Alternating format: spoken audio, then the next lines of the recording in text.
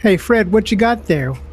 Oh, a new handheld. What are you doing, Fred? What are you doing? Oh my god, that's awesome. This is the MagicX 028. It was one of my favorite micro handhelds from last year with a solid build quality that presented the best of the pocketable world. Using the A133P processor, it did do okay. However, I always wanted something that could do more. And today we're going to take a look at their follow up, the MagicX 135. Now, this has the Helio MediaTek G85, a newer processor we haven't seen before. But we're going to take a look today at what this thing can do, including its very unique configuration to hold it like this and play vertical. Remember to hit that like button and subscribe so you never miss an episode of our awesome content. But let's dive in and take a look at this unique handheld developed by the team at MagicX.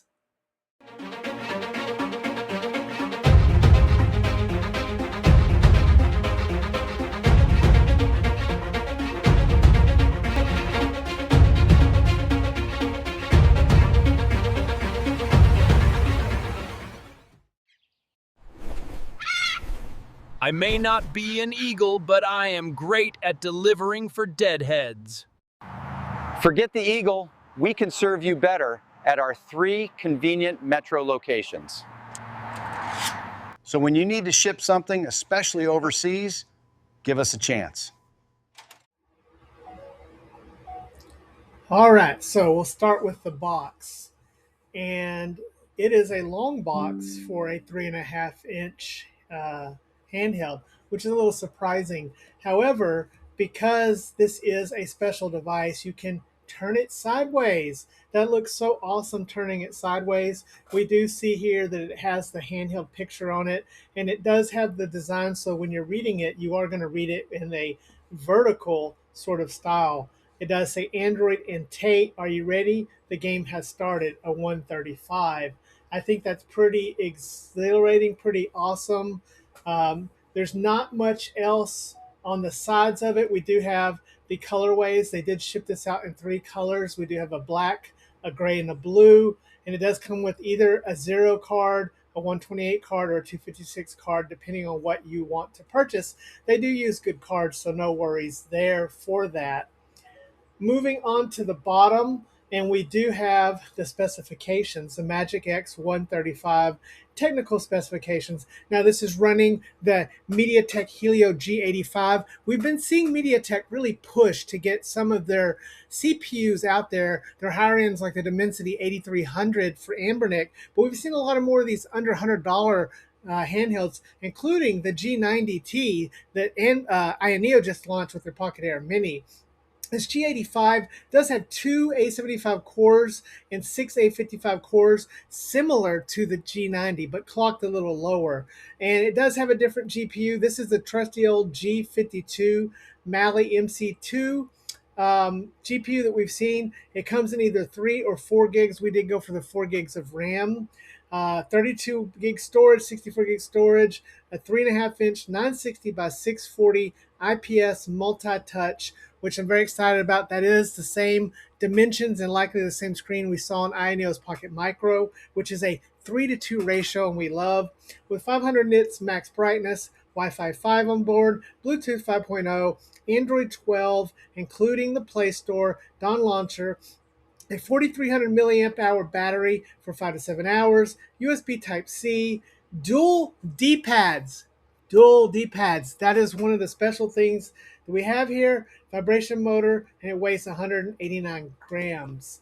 So pretty cool stuff there. The box is typical nice packaging. I like it. But let's get this thing open and let's see what's inside. Opening it up, we'll get the handheld out of the way here. Oh, that seems nice. And the first thing we see is this little note. Want to hear about new MagicX products? Want to give us suggestions? Talk to us here in the Discord. They've been putting these little notes in there. I think they're nice. I do like their Discord. Go join it. I am in there. You can find me sometimes. Moving the lid out of the way, we then do see a screen protector. So we do have a screen protector there. And then we have our manual, and our manual for the MagicX 135 instruction manual. So this is a pretty detailed manual here. Looks like it has a lot of settings, global settings, theme color settings. So this is talking about JSON knowledge is required. Little intense maybe there, but they do have some instructions. CPU mode switching, which is good. Screen grabber overlay. So a lot of instructions here to kind of help you out. This is Android. It is based on their Dawn launcher. So it is kind of set up to both be plug and play, but also give you some ability to do some things should you want to.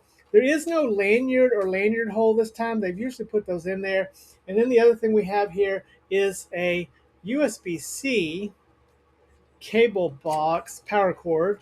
Yes, we do have a white one here, as this packaging is pretty intensely tight in there, but we'll get this out of here. Man, that's really in there, really in there. But as we push through to get this out, I don't want to tear the packaging, but boy, that is a good cord. It's got a good thickness to it, and they really packed it in there. Nice white color. It is USB A to C, so nothing new there. But let's get all this put back into the thing, and let's get the handheld out and start taking a look at it from there.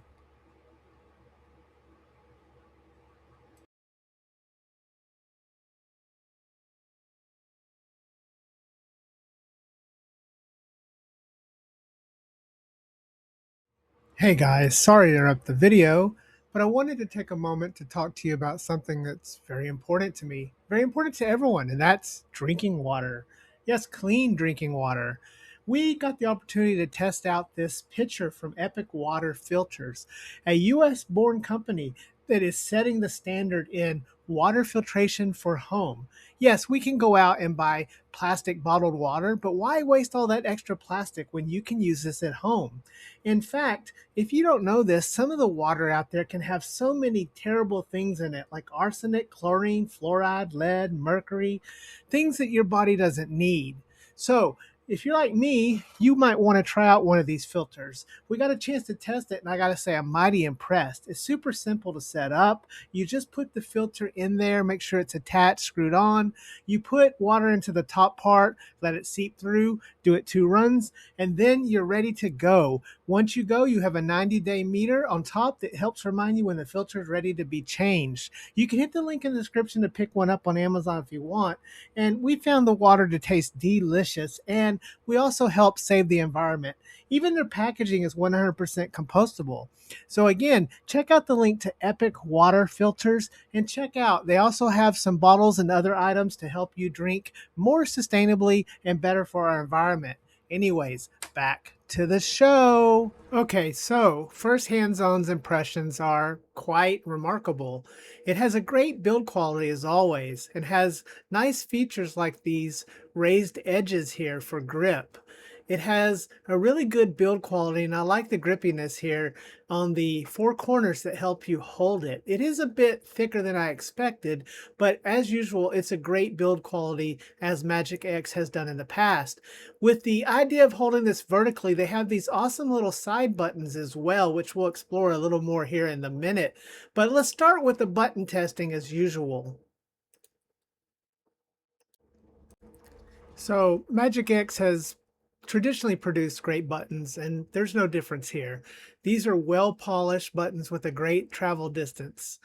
The D-pads, yes, I did say D-pads because there's 2 of them on here, are also of great quality, similar to what we've seen in the 028 and the 040.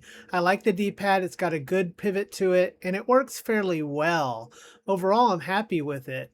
Testing it out, I found it to have a good set and range of motion. Moving over to the stick, it has that awesome stick we first saw way back when they released the first XUM And yes, you can take these sticks off. It is in there a little tight, but it is a smaller stick. But you can see here, it does have this type of connector that we're used to, that most handhelds are using now. So I was able to put one of my trusty Odin Portal stick caps. Hit the link if you want some of these. I was able to put it on there, and I love the way these stick caps feel. I've been using them on my handhelds. Now, while this is bigger and takes up a little bit range of motion, it still works very well. As you can see here, I'm getting some great range of motion, and I don't feel like I lost anything here. So I'm really happy to leave it on here, and I also think this color looks great on it. Moving on to the side, and here are those buttons. They knew that when they wanted to have someone hold this in tate mode or sideways, or for Nintendo DS, they needed to have a way to press the buttons. And this gives us a great solution. They're nice, they're not too clicky, and when you hold it, it forms a good shape. Moving on to the shoulder buttons, and these at first were a little divisive for me. I wasn't sure if I was going to like them, not because they didn't function well, but because they're super flat. They hold and adhere really flat to the handheld, but I've grown to love them. Moving around the side of the unit, we can look at the other ports that are on here, including an SD card slot, a single one, and then we have the volume rocker on one side, and then moving to the bottom, we have a single USB port for charging, and then we do have our trusty power button on the bottom along with a USB headphone jack. So we do have all the ports necessary here. So booting into the MagicX 135, we do boot into Android. As you may or may not know, MagicX has been developing their own overlay called Dawn Launcher. So we do boot into the Dawn Launcher.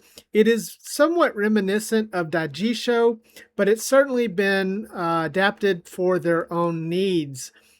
The software is really user-friendly, much more so than Daijisho, I would say. You can purchase this, as we showed, with a game card. We purchased it without, and if you do it without, you will have to set up the systems yourself. But it's super easy. Going over into the settings section, you can assign a folder for your ROMs on the SD card. Now, it will try to create and populate the game folders, and if it doesn't match what it expects, it'll create another ROMs folder within your folders. So be aware of that. I did run into that initially as an issue. But once it's populated, this is a nice system that will display your games in a way that is very user-friendly. I like the way that it's displayed. There's also a little bit of customization that is available, allowing you to give it a different look. I think this is hopefully going to be updated as we go. And you can see that there are a lot of sections here that give you sort of granular control over each one. If you want to go in and on a specific game, hit the Y button and set the CPU mode, which core it's using, whether the screen is rotated, etc., etc. This is a pretty powerful software that we've seen being developed for multiple systems, and it works very well here on the 135. Now, of course, the big trick here is playing this in tate mode. So it works pretty well. Drastic is set up to pretty much work out of the box, but there's still a little finagling and the controls are a little bit awkward to hold. It is a great innovation, don't get me wrong, I like it quite a bit, but Contra, for instance, was a little bit hard and my hands started hurting a little bit. Moving on to something like 1941, I found that to be a whole lot better. In fact, playing arcade shmups on this thing is a real joy. I love the setup. It is so easy to play, and once you go into that granular control and you set it up, you can just have the game pop in right to where it should be in the right orientation. Now, of course, you can do the Android drop-down menu and change it on the fly as well. But playing Schmups on this thing is probably one of the best experiences I've had in a long time. I really enjoy the screen. I like being able to rotate it, and those two additional hardware buttons on the side are just a chef's kiss. So pretty much between it and Nintendo DS, it is a pretty good solution. Now, some of the other games that I tested on Nintendo DS, like Mario Kart, they did play quite a bit better. I found that holding in this orientation didn't really make my hands as tired as they did on Contra. So really it's going to come down to a game per game basis.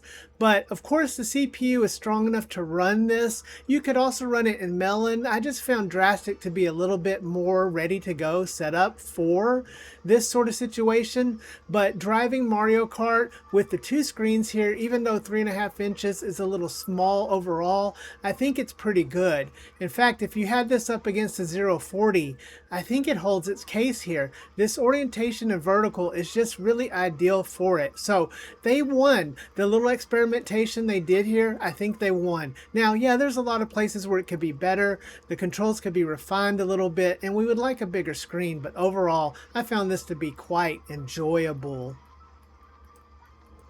Moving up into higher emulation, Nintendo 64 is quite interesting here.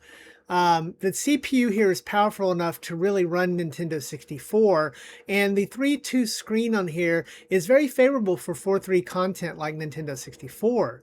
I was also wanted to point out these dual D-pads. Now, many people were disappointed not having another stick here, and what is the deal with the D-pad? But as you play something like Nintendo 64 with Mario 64, you can use the D-pad like the original C buttons. You can see I can control the camera here with that. And this is really, really great, making this a very favorable machine for Nintendo 64. In fact, I played a few games on here of Nintendo 64 and found them to be quite enjoyable.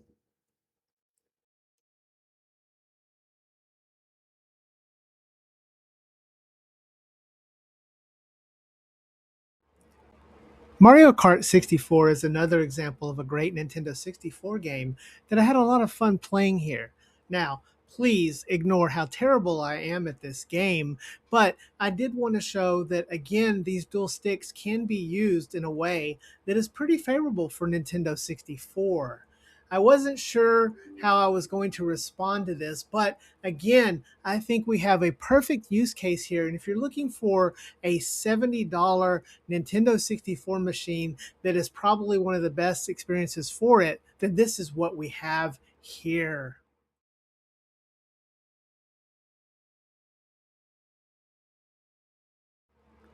The other great, fantastic use case for this is Game Boy Advance.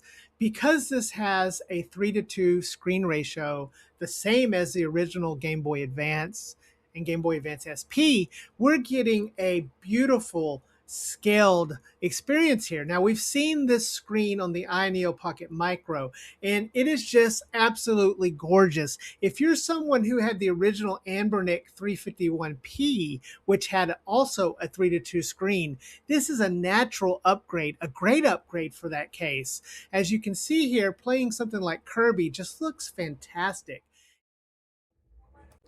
So what about something like Gamecube? Well, we get mixed results here, and this is not surprising because we know in the G90T that we tested with an iNeo Pocket Air Mini, it's more powerful than this. This has a less of a GPU, but you can see some games on GameCube ran pretty well, such as Super Mario Baseball, but we did run into some issues as GameCube is definitely not perfect. For a game like Kirby's Air Ride, we could not get the screen to not have this visual glitch, as you'll see here. Kirby's Air Ride is not really a demanding game, so I'm not sure what the issue was. Even switching it from Vulcan to GL did not help in any of the things, so you can see here it's not quite playing as it should. But not all is lost because other games did work pretty good. Crash Bandicoot, for example, was really nicely playing here.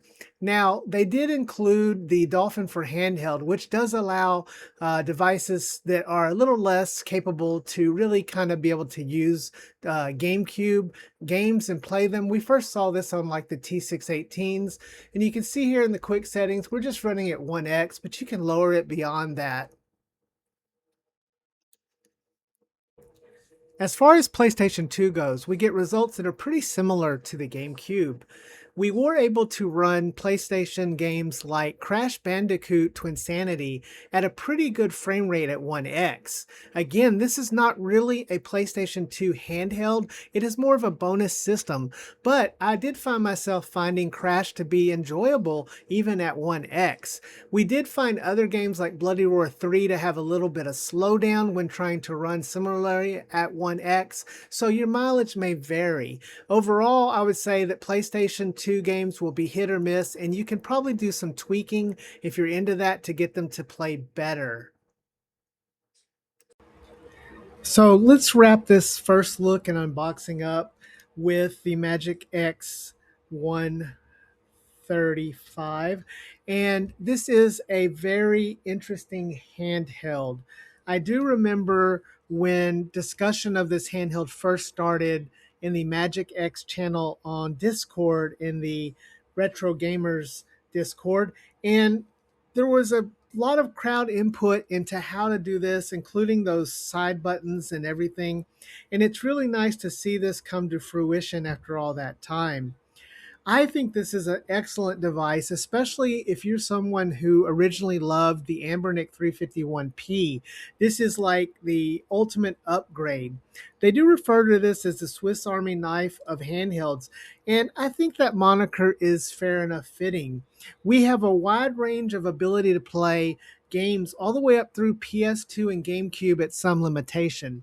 I would consider those bonus systems, but Dreamcast, N64, Nintendo Dual Screen, Tate mode, and everything below is going to be just beautiful. I especially found this to be a great Nintendo 64 handheld. I only wish the screen was just a little bit bigger. Perhaps we'll see MagicX release a version of this with a 4-inch screen. That would be really nice. There are not many downsides to this. It didn't really overheat. It's not very loud. The speakers are dual firing on the bottom and pretty nice. And the build quality is what we've come to expect from MagicX. Overall, I'm very satisfied with this handheld, and I've actually finding myself playing it more than I expected. Anyways, I think you guys will really like this if you decide to pick it up. I'd love to see them release more colors, maybe some transparent colors, but who knows. Anyways, guys, leave me a comment. Let me know what you think. Are you interested in this handheld? What do you think about it? And as always, guys, remember to hug your loved ones and love your hugged ones, because tomorrow's never promised. So see you next time, Deadheads. Deadfred out.